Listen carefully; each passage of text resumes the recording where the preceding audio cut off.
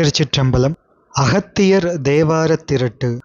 தமிழ்நாட்டில் சோழ நாட்டுப் பகுதியில் சென்ற தலைமுறை வரையில் சைவப் பெருமக்கள் வீடுகள் எங்கும் தேவாரத் திரட்டு என்ற நூல் படிப்பது வழக்கமாய் இருந்தது.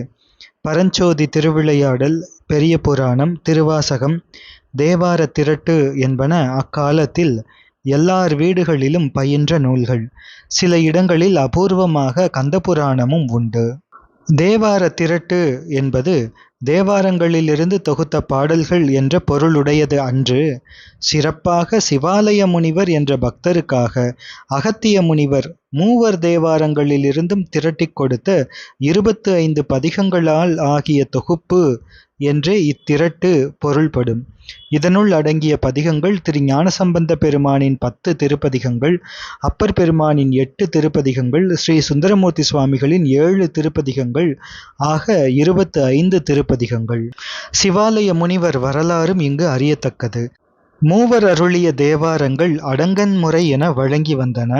கல்வி, அறிவு, ஒழுக்கங்களில் சிறந்து விளங்கிய சிவாலய முனிவர் அந்த அடங்கன் முறையை நாள்தோறும் பாராயணம் செய்ய விரும்பினார். ஆனால் பல்லாயிரம் பாடல்கள் கொண்ட அப்பாசுரங்கள் முழுமையும் நாள்தோறும் முறைப்படி பாராயணம் செய்ய முடியாமையால் வருந்தி அத்தேவார பதிகங்களை வெளிப்படுத்திய தில்லை நடராஜ பெருமானையே தாழ்ந்து வணங்கி தாம் முறைப்படி பாராயணம் செய்ய ஒரு வழி புலப்படுத்துமாறு குறை இறந்தார்.